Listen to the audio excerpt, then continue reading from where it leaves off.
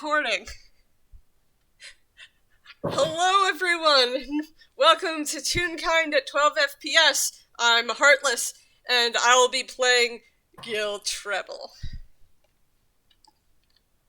Hello, I'm the local Toonkind bootleg Sableye audiovisual, and I'll be playing Dodo Studios' favorite non-burdenary healer, Bon Arlo. So, is it a regular day at Dodo Studios for Bond?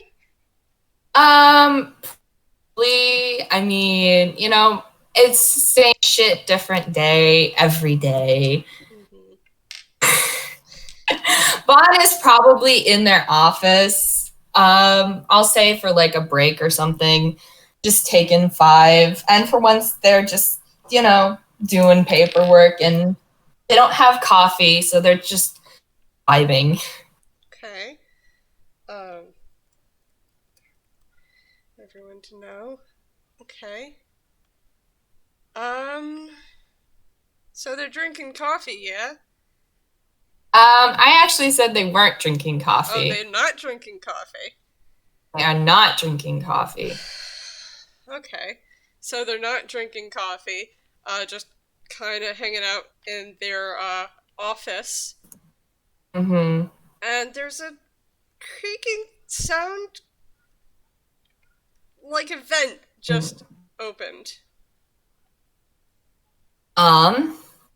Well, I'm gonna say Bond definitely notices that, and there's like a pause as they're like considering, because there are people who navigate the studios via vent, so it's sort of like, how much effort am I willing to put into addressing this? Do they turn to look? Nah. I figure what they do is they don't turn to look, but they sort of shuffle their papers up and they say no solicitors. Just very dryly and obviously like in reference towards whoever has entered their domain. Okay, there's a silence for a moment. 2 moments. 3 moments. Bond turns around with the most unimpressed look on their face. There doesn't seem to be anyone standing there underneath the vent.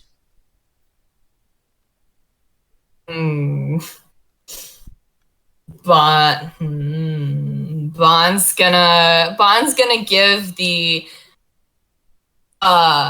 vent area an unimpressed look, and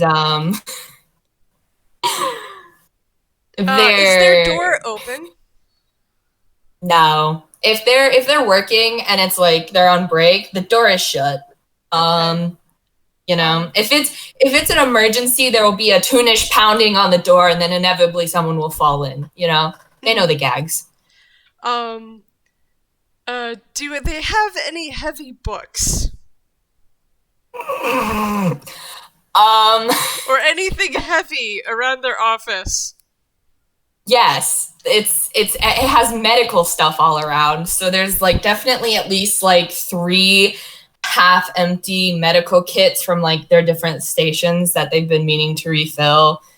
Probably just scattered about, and like probably like a scale, and then just like sort of like shit you'd find in a nurse's office if the nurse's office was on like steroids. Mm-hmm. Okay. So behind Bon, there's a loud sound as one of the medical kits hits the ground.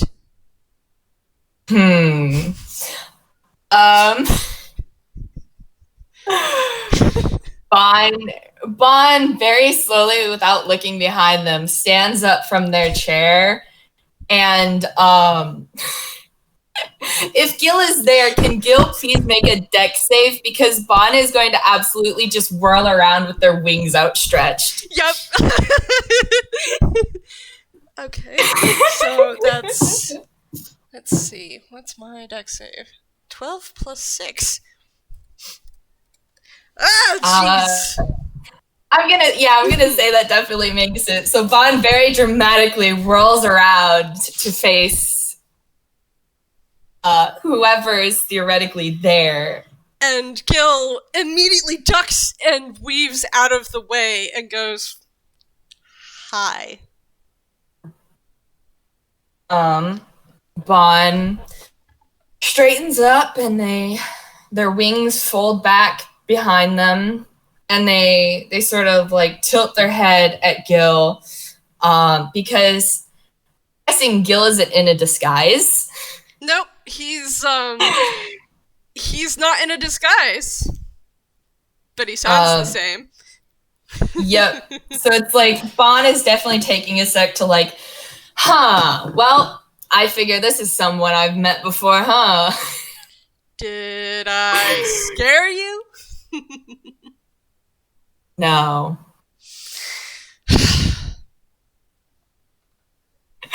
Hello, Gille. Hi. I told Bob I'd come see you. Hi. Bond gives the impression of like a raised eyebrow, and they gesture loosely at a chair next to their desk, and they say, "Business or pleasure?" You see, for some weird reason, and he just kind of slides on over to the chair and sits down, Bob is worried about me. But I'm perfectly fine. Bond gives him an even drier and more unimpressed look. And they very slowly pull their own chair like more, so they're like more easily facing Gille as they sit down. And they say, "I heard from Sandy that you got stabbed." Yeah, but that's not really that big of a deal. Is it? I mean, if Bob was concerned, and Sandy was concerned, and I'm gonna take a wild guess that even Marcel was concerned. I have a feeling that there is some need for concern.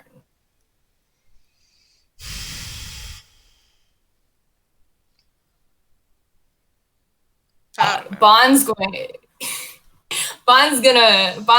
lean forward and knock a couple talons against Gille's chest. And they're gonna say, "All right, come on, take it off. Let's get this over with if you're gonna be here for a checkup, then, kid." I'm not a kid. And he's, just for the audience, he doesn't have his jacket on. So that's why... noises. Yeah, so that's why he was actually incredibly stealthy there. Is because he didn't have his jacket on, and yes, he did sneak into the studio this time. We're not going to talk about how many times he got lost. Oh, bless.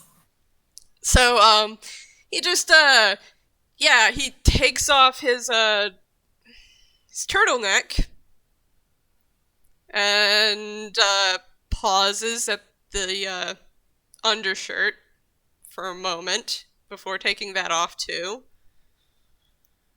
Mm-hmm. There on his chest is a white diamond-shaped scar.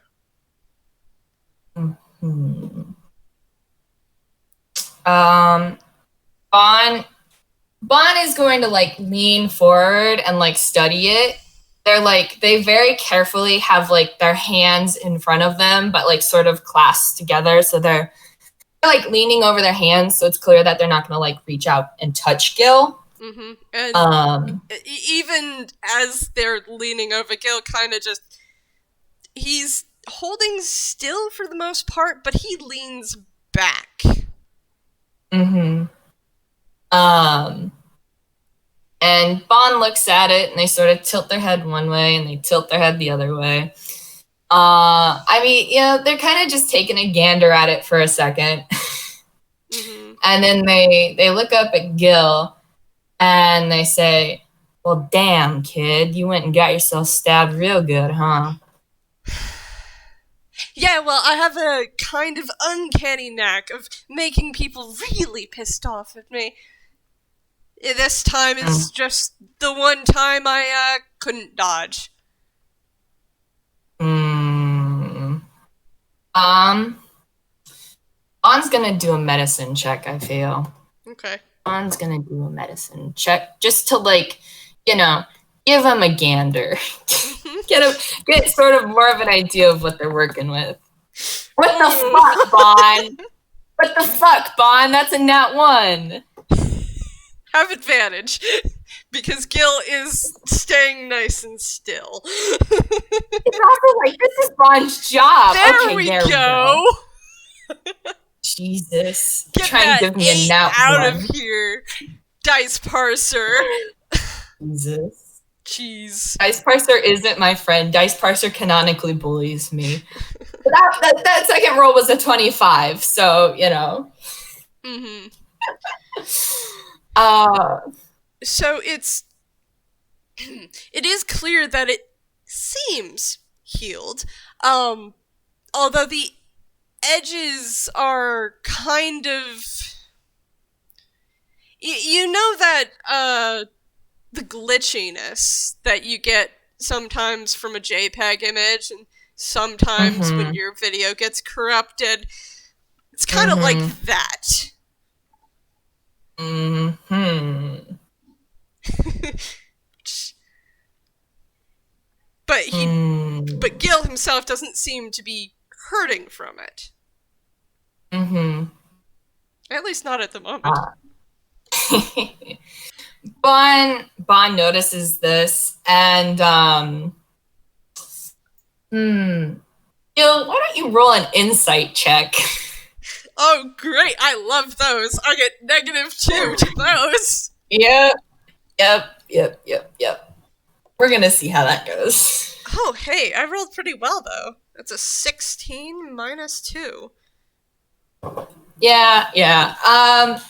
I mean, Gil, you've only met Bond once, and it was like briefly, and half the time you weren't really paying attention.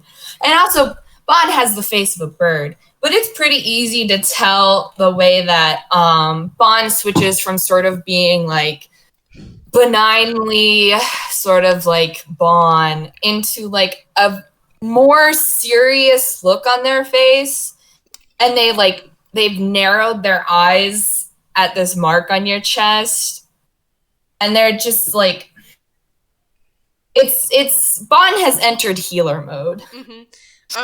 Gil kind of just leans back and he unconsciously reaches up and rubs at the scar. Mm-hmm. What's with that look on your face? Had any side effects, Gil?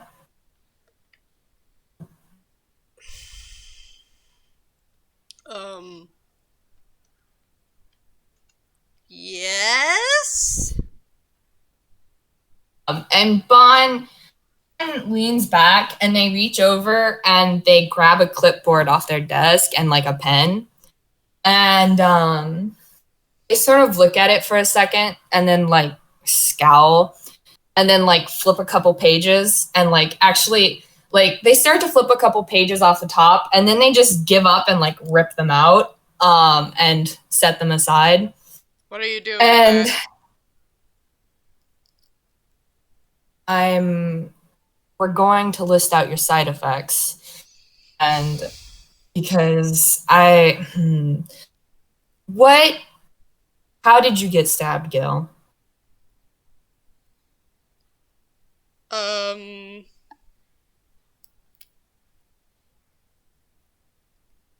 The way people usually get stabbed with very sharp objects. But if you if you thought Bond couldn't give you a drier look, just like Bond is giving you the most unimpressed look. Like, no shit, Sherlock. And they just sort of like give the impression of like they're rolling their eyes, and they very carefully specifically.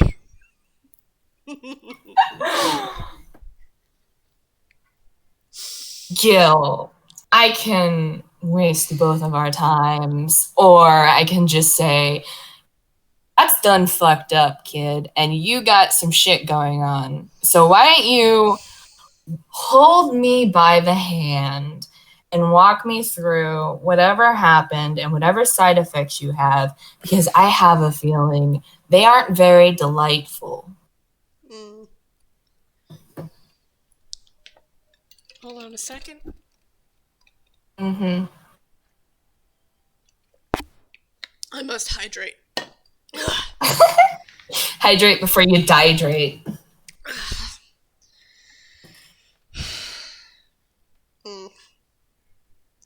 Fine. So, this, a god, I think? Nah. Demigod? I don't know. Half-baked upstart, took this really interesting sword. It looked like a second hand of a clock. She took it and stabbed me right through with it.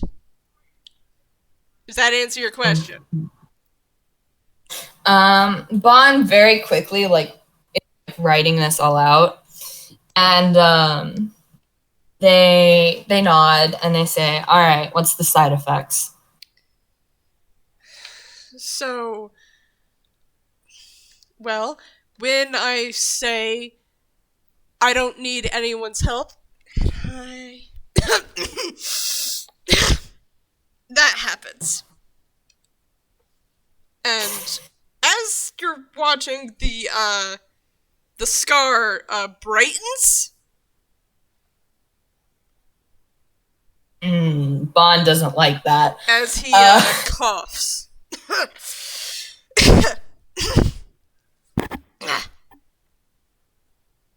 Bond's gonna reach over and they're gonna flick his little amulet hanging from his horn.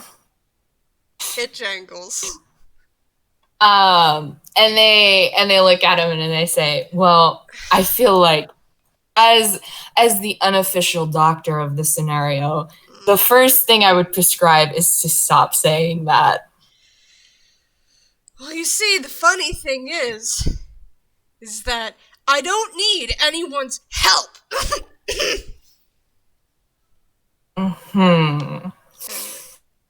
It brightens again, and his line mark starts jittering. I take 4 damage. God, Gille.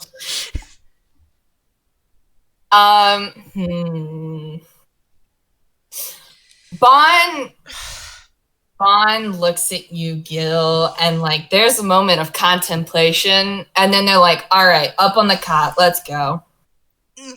Get out of the chair, come on. He imperiously gets out of the chair and goes over to the cot. And like he can sit down or he can lay down, but like Bond is putting him in the cot because if he passes the peck out, they don't want him like falling off the chair and conking himself out. And Gille's going to sit down, cross his arms over his chest.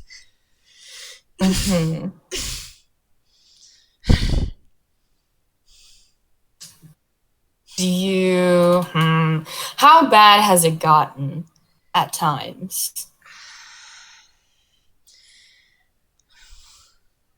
I think one time, my colors started moving. Oh, hey, my line work's moving again. Yeah, that's what we call an probably a problem in the medical business.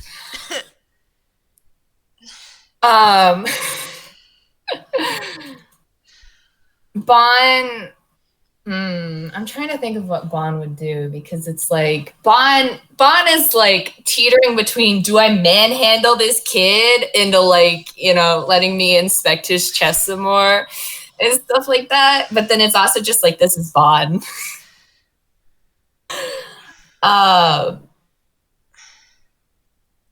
Okay. Who all knows about this? Sandy, Sammy, my friend Bonlock. Anybody else? Bob, Ross, Marcel. Because when she stabbed me through the chest, something worse, something like this, but worse, happened.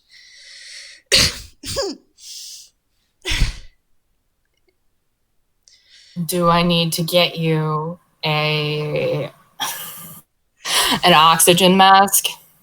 No. I don't need help. He flinches. Ow. Okay. It's damage. Oh my his God, Gil. colors start to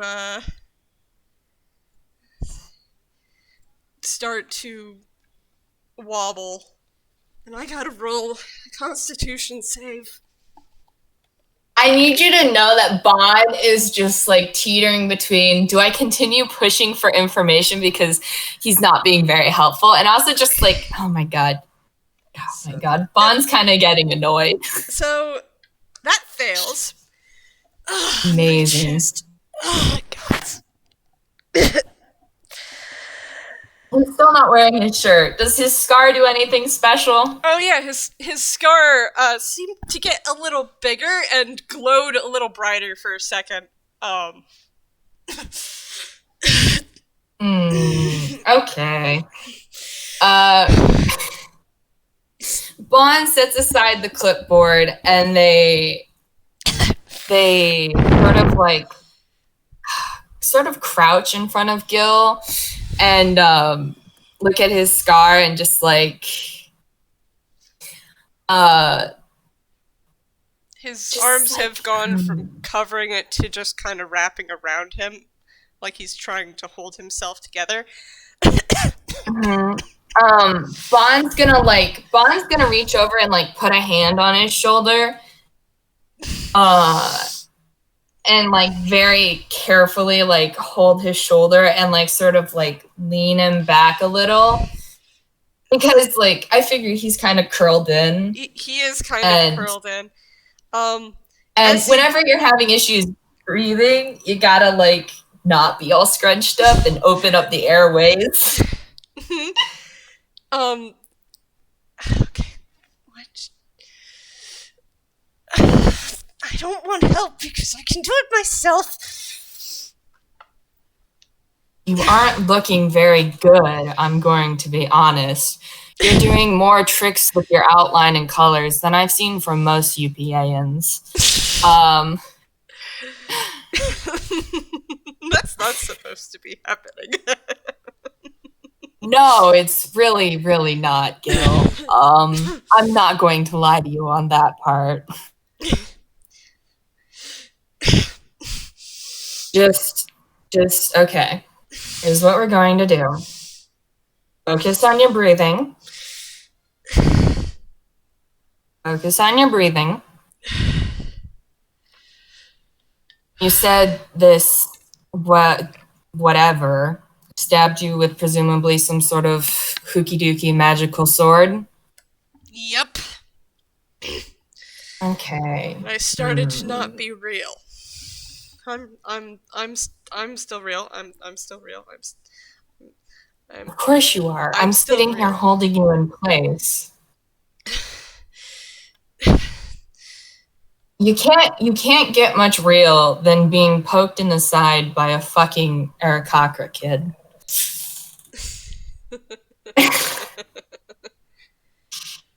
I'm gonna have Bon roll Arcana because they want to heal Gille, but they're also like hooky dooky magical stuff.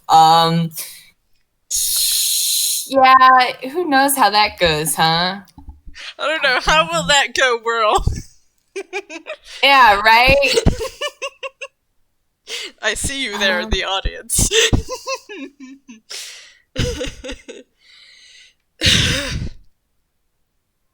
Yes? Yeah, we'll take your input, Whirl. Yes, please. Because I'm pretty sure based on Bond's sheet, they have like some sort of like fucking, I'm pretty sure they have lesser restoration prepped. So it's like, I don't know if lesser prep or restoration would actually do anything. I think And that's the problem. Yeah, I think the consensus is it won't do anything. Exactly. I mean, roll your Arcana check. Yeah. Okay. I really hope this is the right modifier because apparently DMV don't have my shit. Okay, it's not helpful. Okay.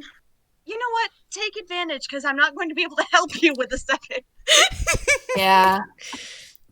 Come on. Okay, a 14. I'll give it to you, but I'll give it to you vaguely. You've heard. You have heard. You have never seen. You have never prepared for. But you have heard about a certain condition called destabilization.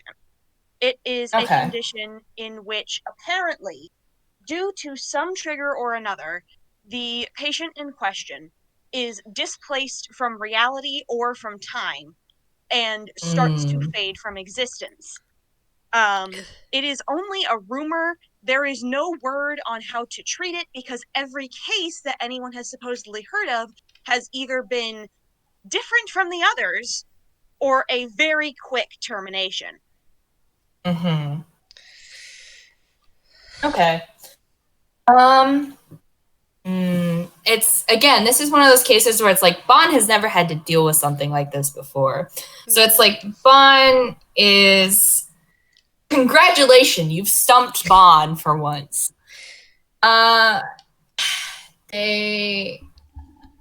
They're like looking this over and there's like a green glow to their other hand for a second.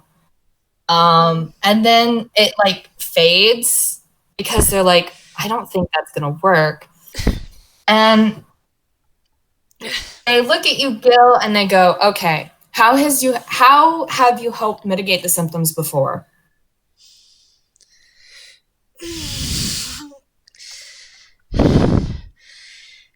Sandy and Bob and Marcel and Brad, they all, and Ross, and they all hugged me, and we talked about what we've done in the past, and when it happened again, Sandy and Sammy did the same thing, and same with Bondlock, and it hurts.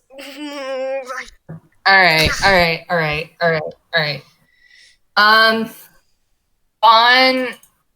Bond glances behind them to their shut door, and then they, okay, come here, and they pull you in like a really quick, tight hug, and just like their wings flare out behind them, so it's like it looks more like to anyone passing by, Bond is just doing something like they normally do. So you guys are both completely hidden, basically, behind Bond's wings. And they squeeze you tight, and they're just like, all right, kid, come on, you gotta breathe. Come on. I don't want help. Well, I hate to break it to you, kid, but you're getting help. You see, because you came here into my office, and then you started trying to disassociate from your outline and your colors, and you're over here just sounding like a kicked puppy. You're in the studio. This is my job, first of all. Second of all, Sandy and Marcel and Gille and all of these wonderful people care about you. And so I don't know what to tell you besides shut up because I'm hugging you. If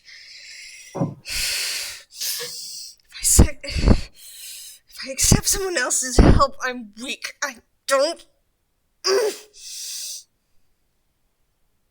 I'm going to. Yeah, because that should be part of it. And Gil's all if he was ever going to stand, he's not going to stand anymore because he falls limply against Bon. He goes. Mm-hmm.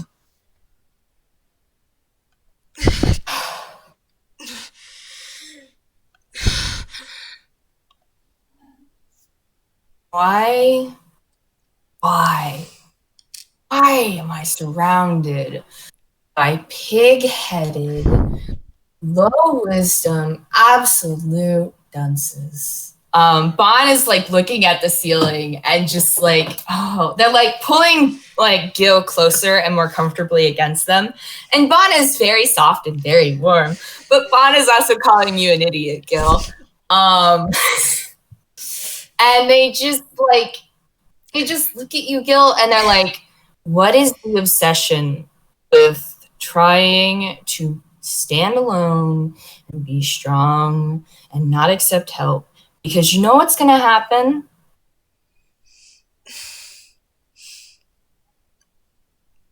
You know what's going to happen, Gil?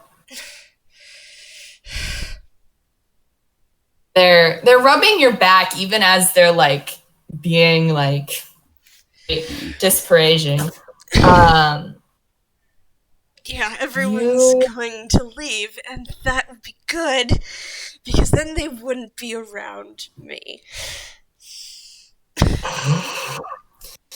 Gods, I'm surrounded by fluff heads. Oh, goodness, kid.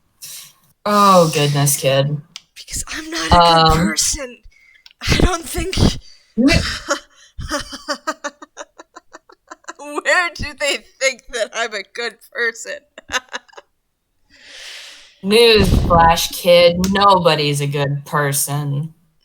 And Bon sounds like very quietly angry, and they sort of like pull away slightly, like they're still supporting Gil, but it's very much to like look at him, and they're just like, do you know what's going to happen if you try and shoulder everything yourself? I have seen it time and time again. The person who stands alone is going to get killed, or they are going to get hurt just like you are now. And what's going to happen whenever you get hurt or you get killed and you leave everyone you care about behind? What are they going to do, Gil? Gil looks away. And he's silent except for his labored breathing.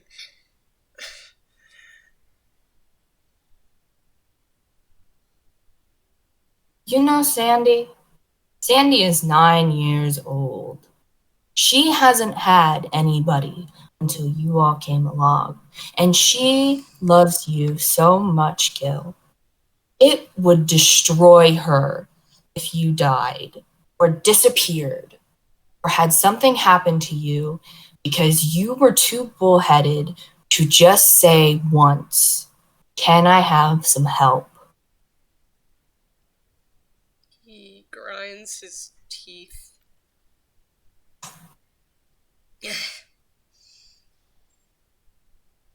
But he doesn't say anything. Still.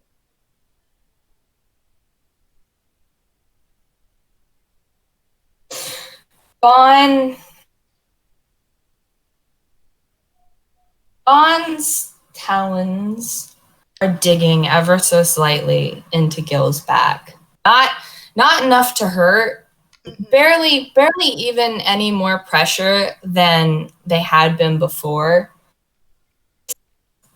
It's one of those things where it's like Bon is angry and they are still being exceedingly gentle with how they are handling Gil, who is, basically flopped against them.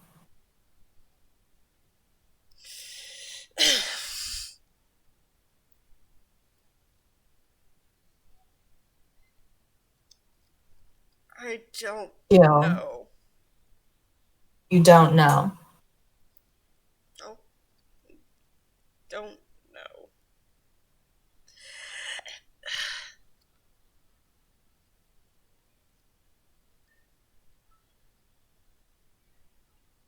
He You don't know. reaches up and presses against the scar again.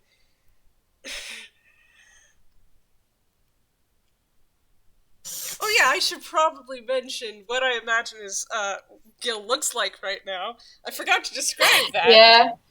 Because it's different from the third level, because this is the fourth level, and his colors have started to fade, and you see his sketch. Mm-hmm. Like his colors are flickering on and off. Mm-hmm. Do you know? No, you don't. Gille Trouble. Gille Trouble. That's my name now.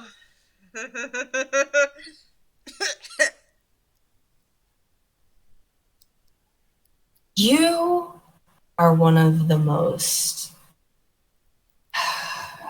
I would say this to you because I feel like you'd take it as a compliment. We'll save it for later whenever you decide to stop this. And Bon squishes him a little tighter, and I bet you're one of those types. One of those types where the world has done you wrong. So why does anything matter except for the few things you care about? Is that right? Or... And Bon trails off very pointedly.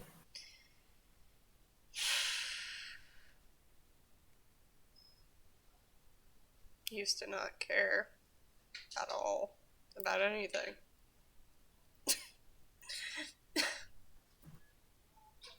Mm-hmm. I'm guessing it's changed. Apparently.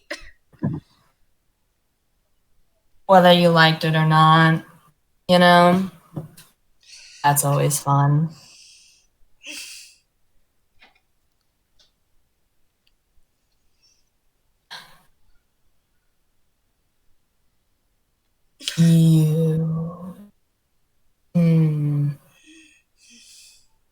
Do you want to know something a little funny, Gil? Sure. I'm always up for a laugh.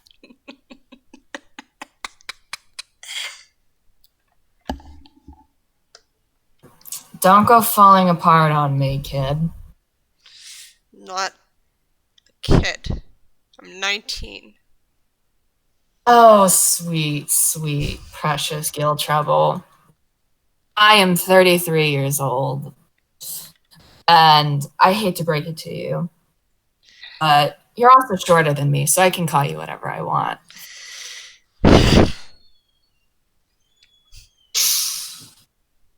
Oh. I'm a cleric. Do you know what kind of god mine is? No. It's a god of death.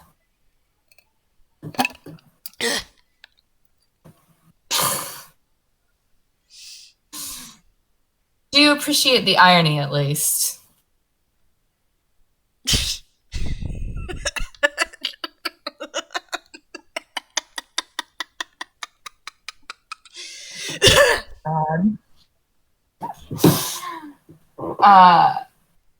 You know, the funny thing about the difference between a real kind god of death and, you know, most gods of death I've vaguely heard about here, it's visceral watching people die.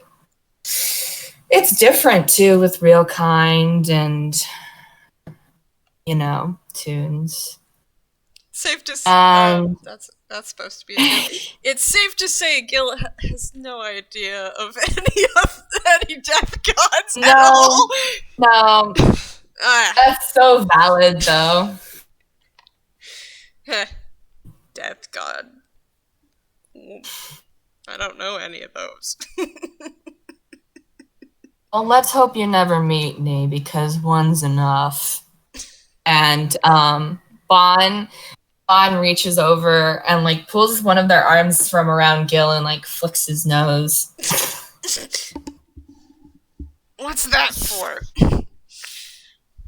Because you're currently falling apart in my arms, and I'm allowed to be a little ornery.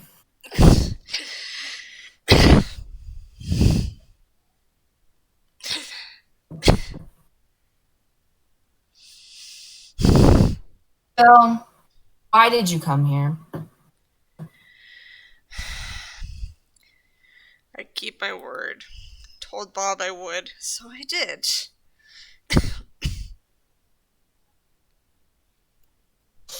Why did you promise Bob you would come to see me? Because even if I don't like it, I care about Bob. And he was worried. And Bob, he was there. So, here's a question, Gil, that I'm going to pose to you. How far are you willing to take your pride? How far are you willing to go until you tear yourself apart?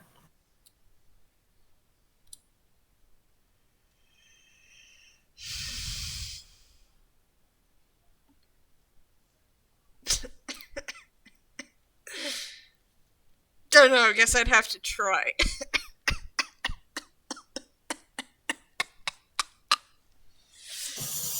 Bon beats him on the back lightly a little. Like, quit fucking around with that, kid. Come on. Pull yourself together.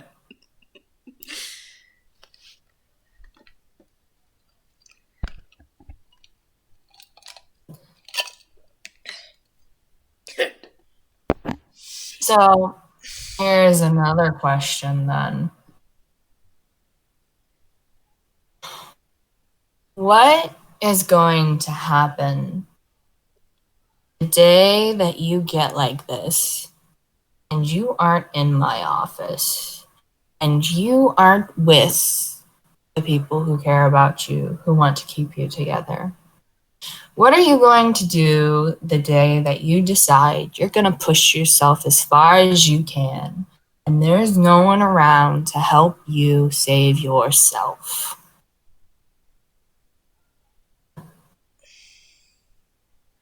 Gil looks away.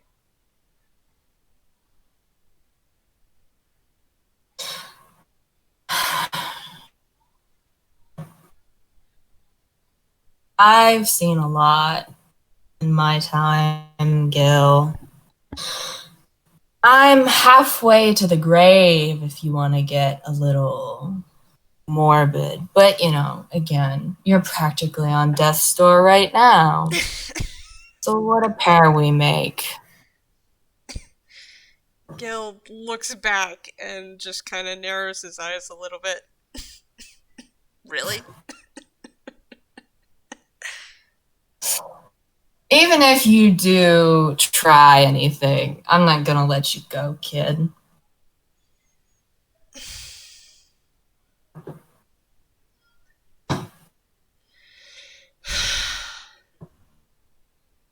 Are you gonna push everyone out of your life in some misguided attempt to protect them?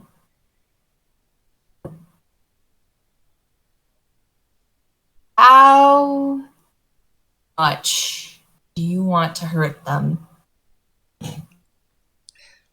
How much? His expression is extremely complicated. Bond, I feel like Bond's gonna roll insight. Let's see. Peel back the layers. Peel back the onion that is Gille. I'll go ahead and roll at disadvantage with the -1 that... Why the fuck is Dice Parser being so mean? I'm being bullied. Roll again. I came here to have a good fucking FPS, and Discord is bullying me. Dice Parser is bullying me. I swear Roll to God. No. Oh Screw the dice. I'll just describe it to you. Okay, because he's literally falling apart. He's literally falling apart.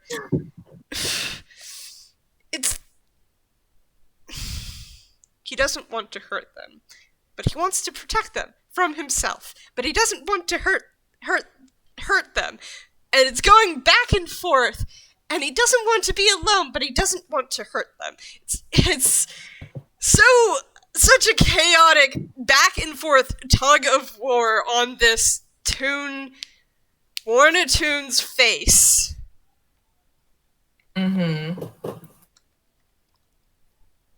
I bet you're the self-sacrificial type who's gonna say, "Get behind me and get yourself hurt." I bet that's what you did get hurt in the first place.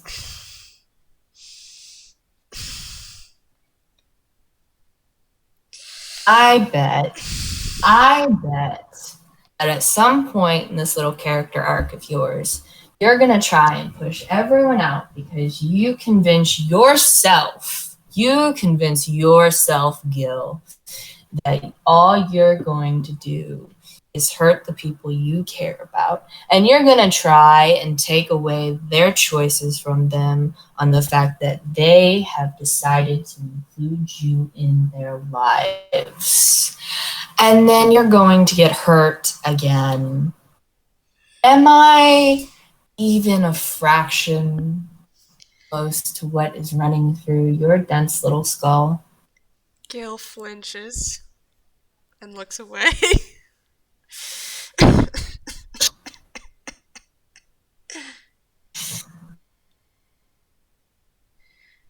Yep, that's what I thought. And Bond shakes their head a little, and you hear the sound of like a whole bunch of feathers rustling because they're shifting a little, because they're a bird. And they bonk their forehead against yours.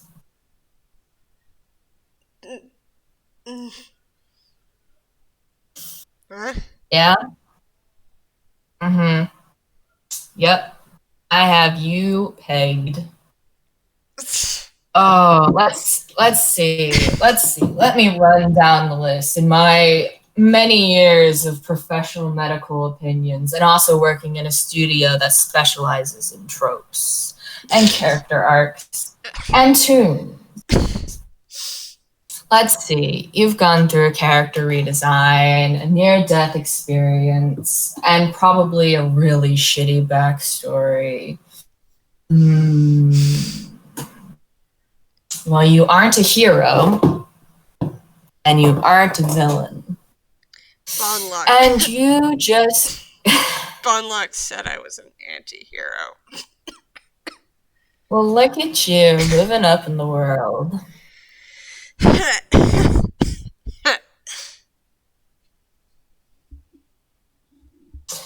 I don't know, Gille. What do you want to do? Are you going to do as I described?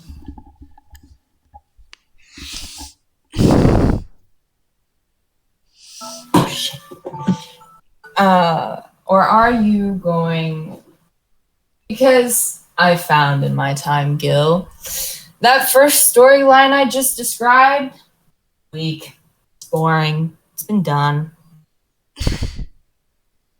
It's really, really unoriginal of you, if anything. don't want to learn a lesson from the fucking upstart.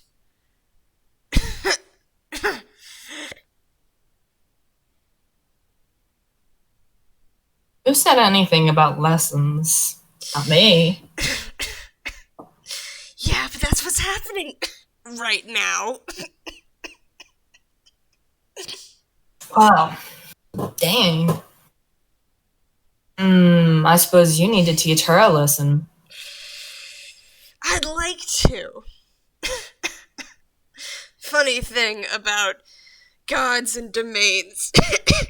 Can't kill them inside of them. No, yeah. Bond says that in just the, yeah, what's new? I already knew that sort of tone.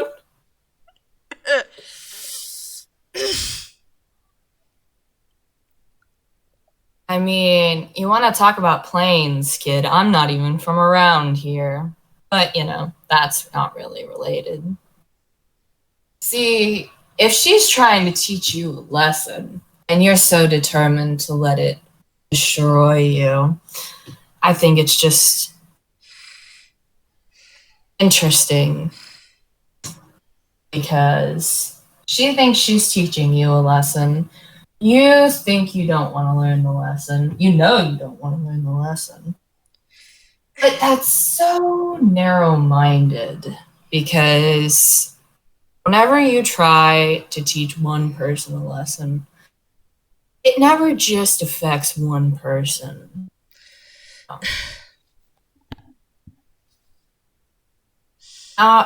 You've told me that you've had at least 3 occasions now where people have had to hold you together, falling apart and crumbling into nothing.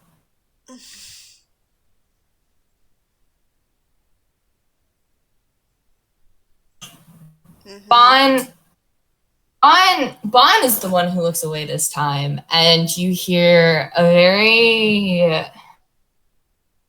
it's a very birdish sound, but there's Grolix there, and hilariously, it sounds like this, it is the most, messed up Grolix you've heard, not because of what's being said, but just the accent is just this horrifying mix of this Scottish abyssal and some sort of fake New York accent, and then also just it's just a very blah accent, and it makes no sense. Your accent's terrible.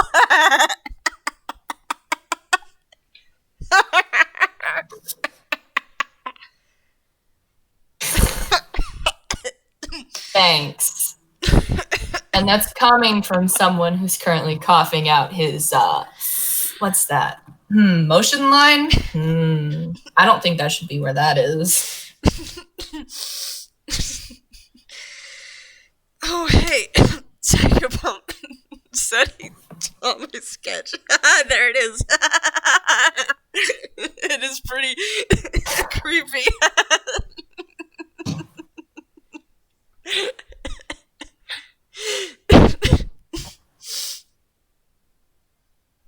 How long do you want to draw this out, Gil?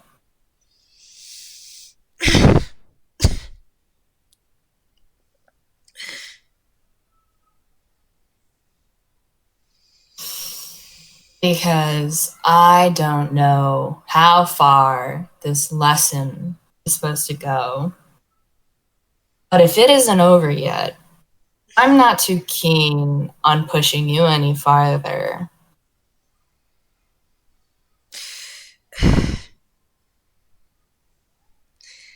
His expression is caught between just...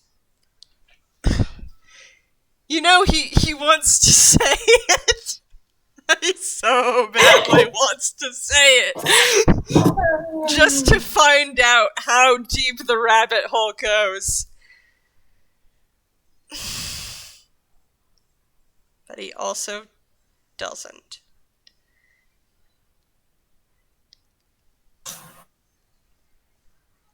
So he's caught kind of just Mm-hmm. in that sort of state with him coughing and struggling to breathe and Mm-hmm. gritting his teeth.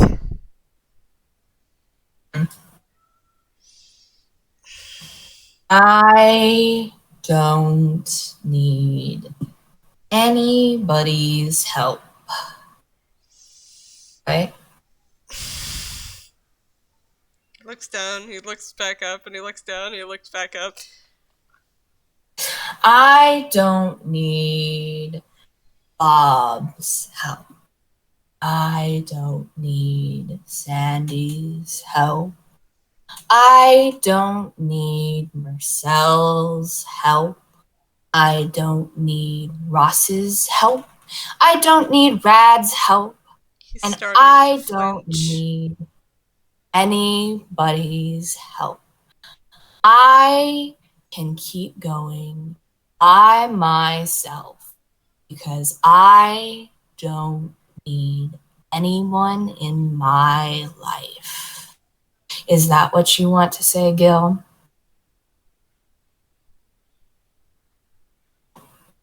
No.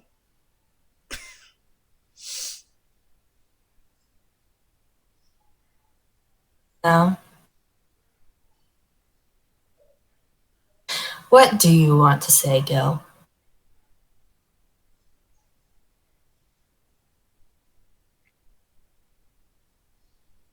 What do you want to say? Because you are hiding behind this phrase. And you are trying to convince yourself it's the phrase you need to say. But if it isn't what you really want to say, then what are you trying to tell yourself, Gil? What are you trying to tell the world? His eyes are watering, and he's not looking at Bon. Swallows harshly.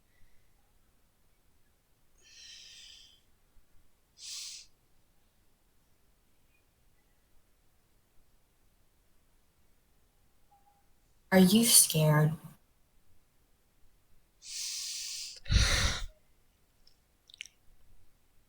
Looks further away from Bon.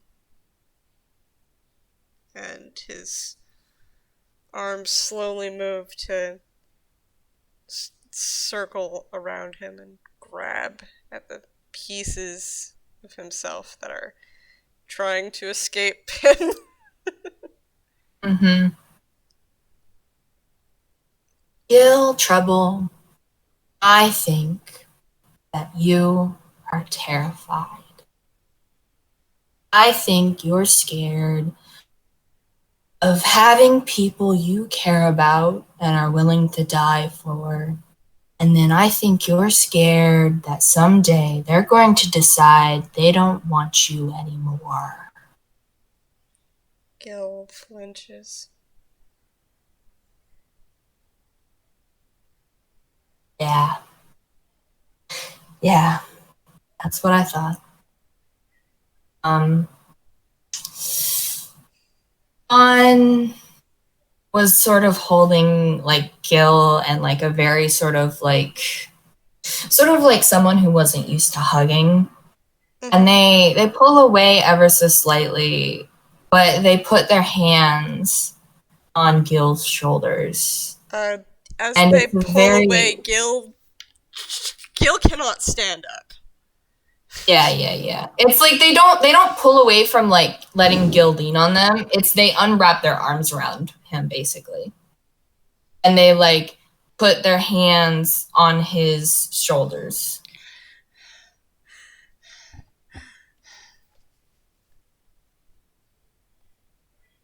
Gil Trouble, you're running. And now you found something you don't want to run from. And I think you're terrified of it.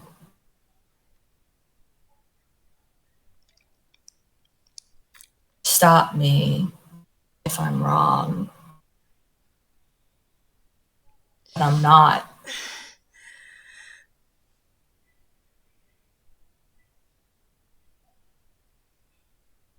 I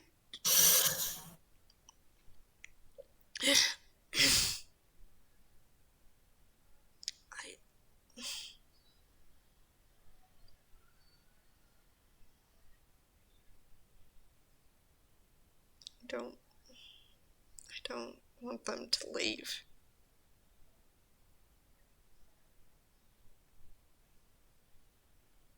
No, no, you don't. And very slowly, On reaches up and sort of like puts a hand on the back of Gil's head, and they slide a hand from around his shoulders and to his back again, and they pull him closer, and it's a much better hug. And they sort of like curl around him, like push his head into their shoulder. And they say very quietly, no one ever wants the people they care about them. And I think, Gil, that if every time this has happened to you, the first thing these people who have decided to keep you in their lives and make you their family, every time this has happened to you, they pull you close and they hold you together. They want to keep you here. I don't think they're going to leave you, Gil. I don't think they would ever want to leave you.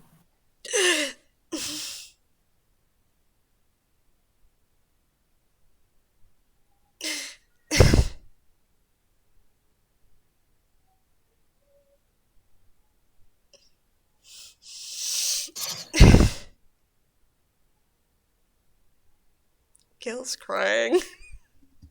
Yeah. Bond doesn't say anything to that, but they just very slowly begin to.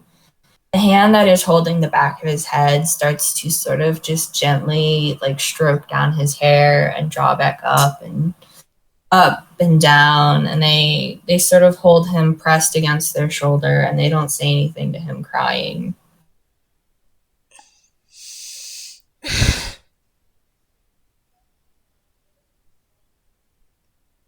You know, Gil, I think if you are so worried about keeping these people you care about so much safe and in your life,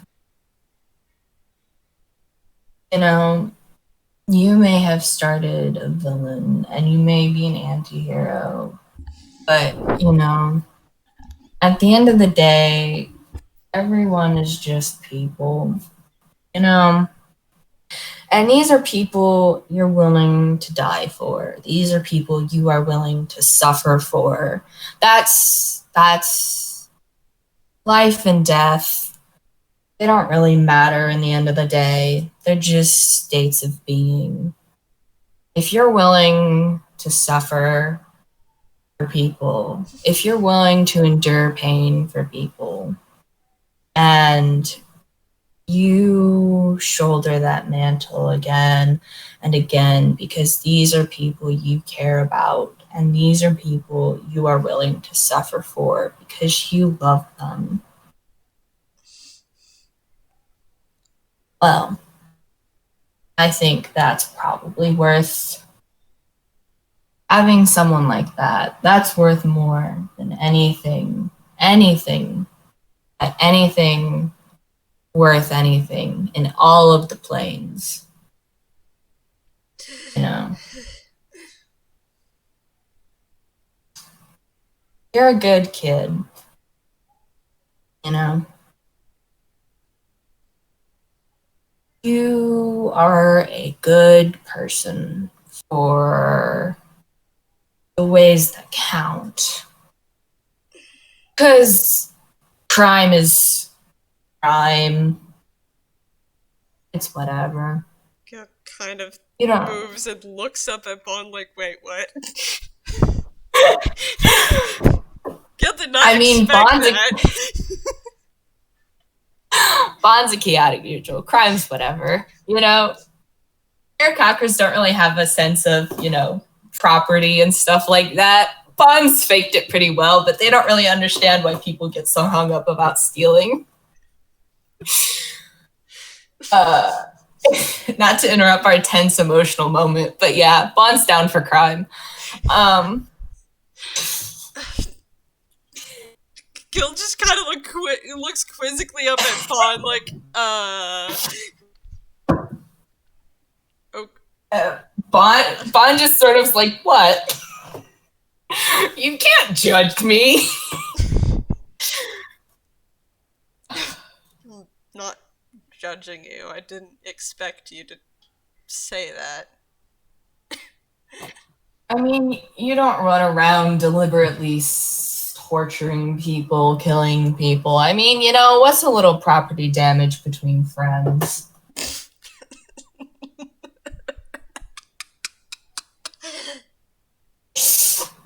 Bond like thunks their head against Gil's again, very lightly. And they just say, stop that.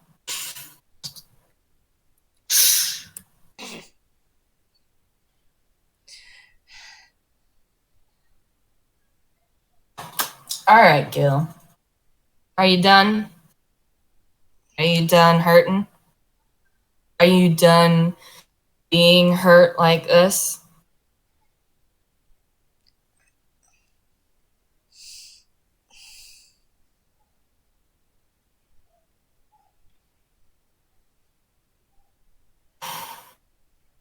I mean, we can stick around here all day and see how far your sketch lines can get.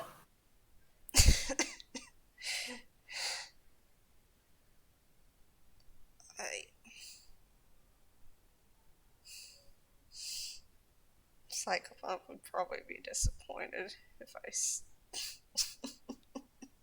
Psychopomp would be disappointed. Psychopomp would be disappointed. Bond like sort of straightens up a little and they're like looking around like Psychopomp would be disappointed. And then just like, if you think Psychopomp is the top of the list, I hate to break it to you, kid, but if we're going to be here all night, I'm going to have to join you on the cot because my feet will be killing me.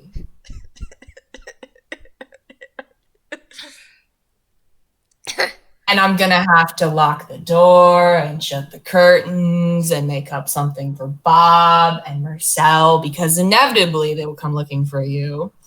And if Bob knows you were coming to me, then he's going to come try and talk to me. And then I'm going to have to try and lie to Bob. And you know, Sandy comes over to my house sometimes, you know, because I live in an apartment near the studio. And then if I'm not home, then Sandy's probably going to wander around the city again looking for me. And then she's going to notice that you're gone. I mean, honestly, we can be here all night. I don't have any plans. But are you done hurting, Gil? Because you can hurt for as long as you want. The big step here is a better question. Do you want to get better?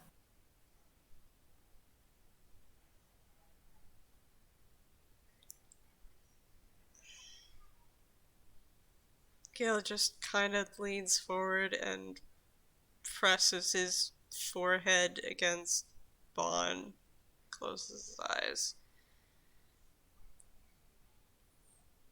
Yes. Good. Because that's the first step. Now, I think of all the tunes I could have met, you're definitely one of the most interesting. You know that? I've worked with the engineer. That must be pretty interesting.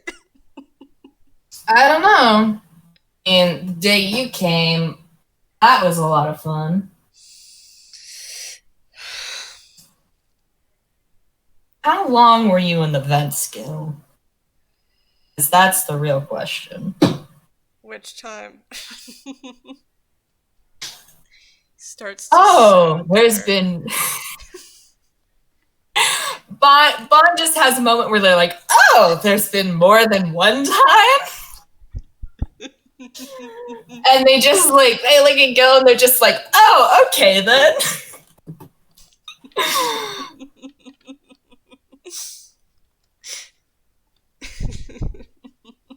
So you know Lucky Jack, right? The rabbit, the little jackrabbit that runs around. I've seen him. Never had the chance to You know, talk to him. well, I'm sure you would both get along like a house on fire.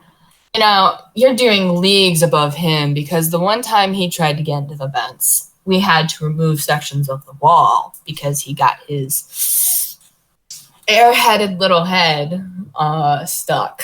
And he almost became a wall installation. Just put a picture frame around him. Honestly, I think I'm a little shorter than he is. Yeah. And Bond just sort of like taps Gille's like back, and they're like a little skinnier too. Hey.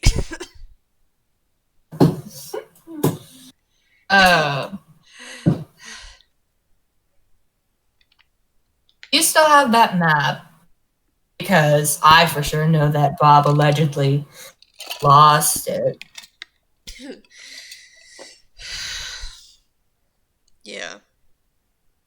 Although I copied it. I mean, that makes sense. I'm sure if you ask the right people, you could probably just get a proper blueprint of the studio.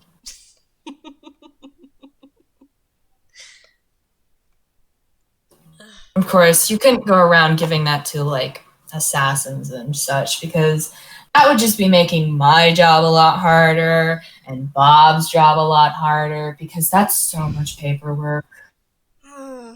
Don't worry, I don't deal with assassins. Ah, that's good, because they're so boring. I mean, at the very least, you gave us a good day. I got an early day, got to hang around, didn't have to do much. I got to call Marcel some fun names.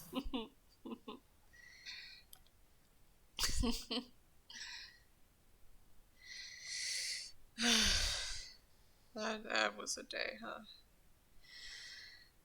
Gille Yeah. kind of straightens up. Mm-hmm. And his colors have settled back into place, hiding his sketch. Mm-hmm. Cementing. His line work has stopped jittering and is actually staying in place again. Mm-hmm. And the scar on his chest has shrank to the size it was when this began.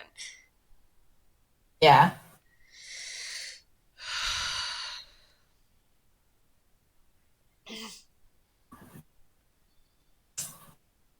I heard from Sandy you went to a festival or something around there. How did that go? It was fun.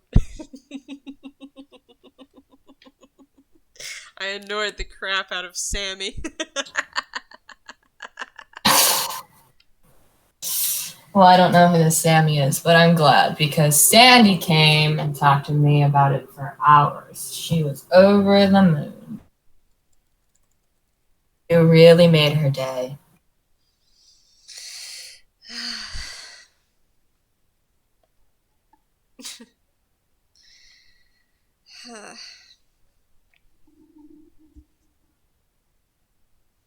Feeling better? More real. I already told you, you are real. You're realer than most people I've met. I've met some real flat sketches. You know? Gosh, don't even get me started on half the real kind I've met. They're so boring. But you're real. You're one of the realest damn things in this studio. Everything here's smoke and mirrors.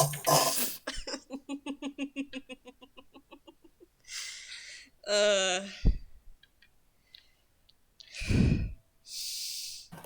uh, whatever her name was. Whatever.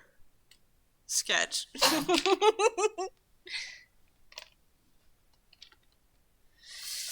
I think she's banned from the villain convention anyways.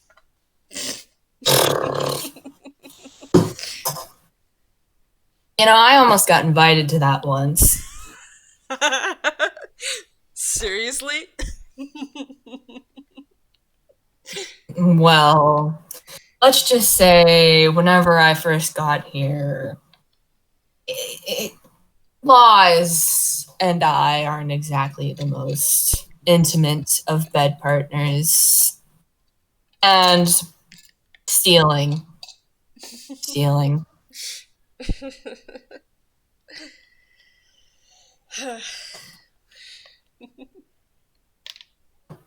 I have a lot of really cool things they never caught me for, though.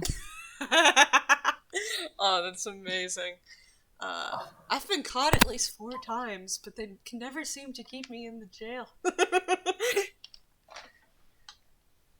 Goodness, kid. You're slippier than a bar soap, huh? Of course, I'd have to be. My old nemesis was actually really good at catching me.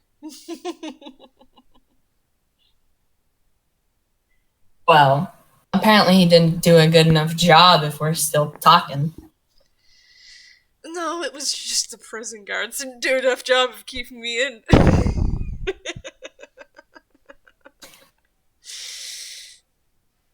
But no. I crossed a line with Jay and then he left. Ah, one of those types. Yeah. Gotta love those holier than thou folks. You know, sometimes things just have to happen. But, you know, I'm not here to pry into your personal life any more than I have, and your past dalliances with Nemesis.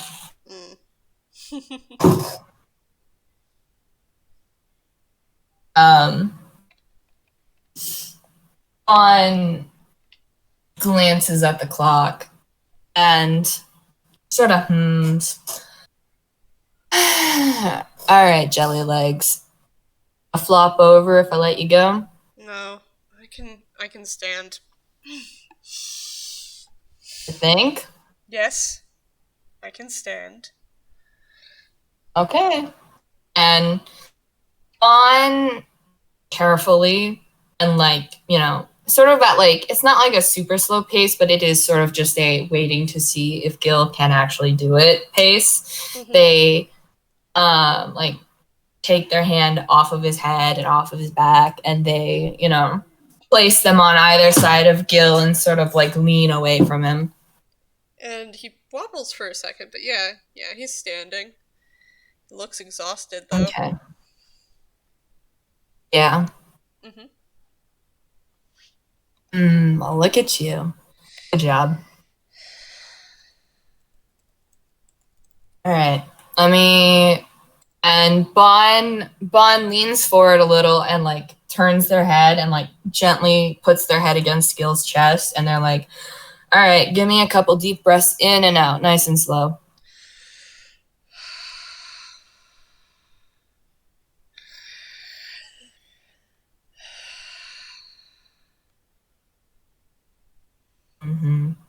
Okay. And they pull their head away and they and they're like, I'm going to be honest. I've vaguely heard about this sort of thing. Mm. And considering the fact that all of the little rumors and tidbits I've heard involve the affected perishing terribly, or rather quickly, I feel like you're doing rather good. And if you want my honest opinion, we're going to be seeing each other again, because I don't like the idea of leaving you to walk around with this bad boy popping you like a grape. To be honest, I think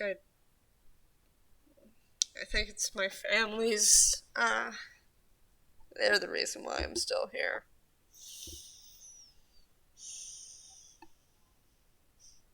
That's good. You know? Alright. Let's get your shirts back on, first of all, because it's freezing in here. Or at least I've heard it's freezing in here. I don't. Bond sort of like gestures at themselves. They're like, I'm a walking stuffed coat, you know? Cold doesn't really bother me that much. It is kind of cold in here, and he just kind of slowly meanders his way over to his shirt. Mm-hmm. And like Bond is keeping an eye on him to like make sure he is like, you know, at least walking okay, you know, like he isn't gonna fall over. Yeah, it's very clear that he has 2 points of exhaustion right now with how he's moving. Mm-hmm. Yeah. And he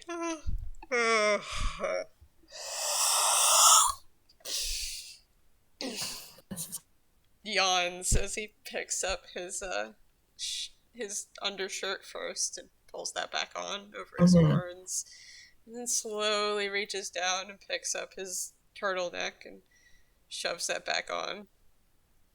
Mm-hmm. And Bond contemplates something for a second as he's doing this, and they're thinking and thinking, and they and ha, sort of like in a noticeable sort of like chittery bird fashion, and then they go, well, the day isn't over, but frankly I have better things to be doing, I feel.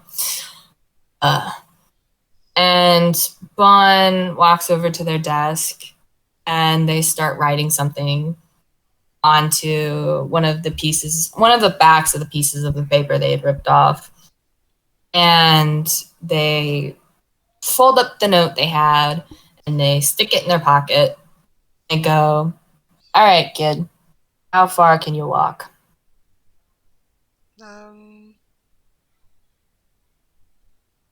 I can walk.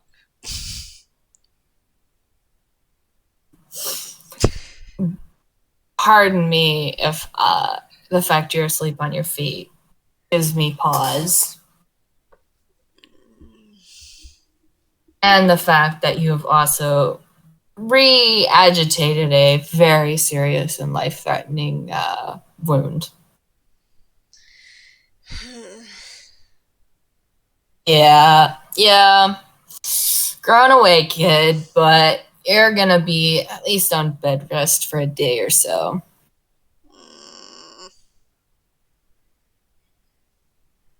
And we are going to go have a nice talk with Bob about you getting to spend one of those days at my place so I can get a better look at this without the little animation play.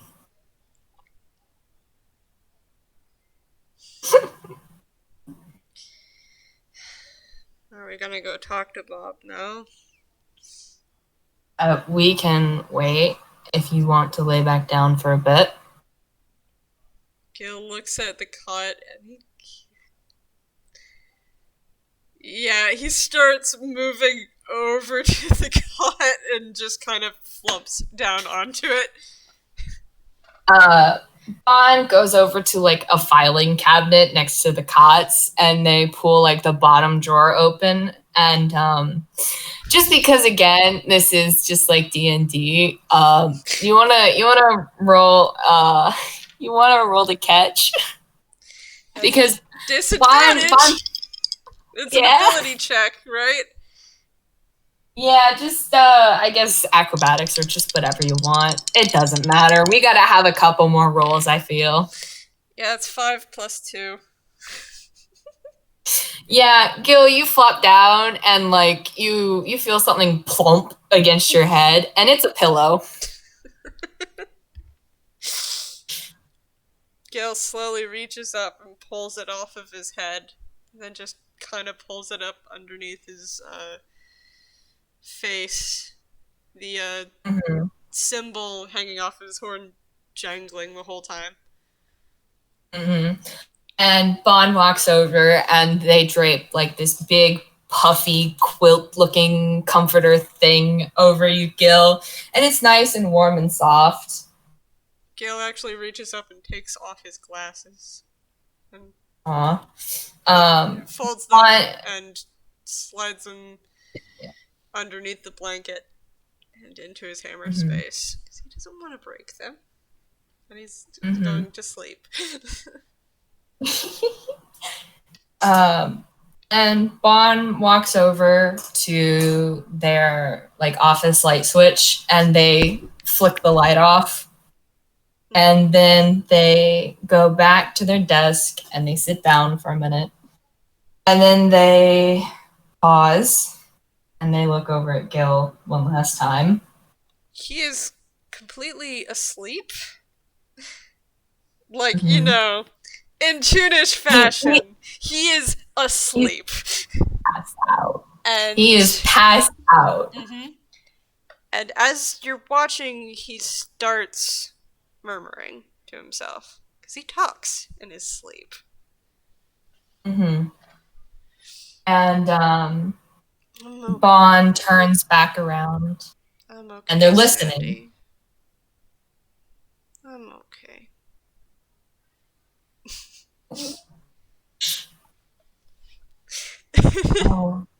I mean, Bond isn't gonna say anything, you know, and like even like after the fact, you know, they're not gonna say anything to Gil about, you know, overhearing him. And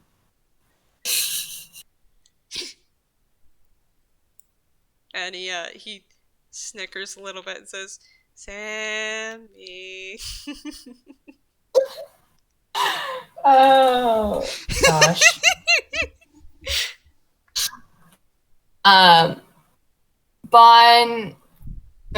Bond like scoots into their desk and they pull out some paperwork, and at the very top of like the paperwork they start to write, and then they pause, and then they set it aside and they pull out a blank like pad of paper, and they write at the very top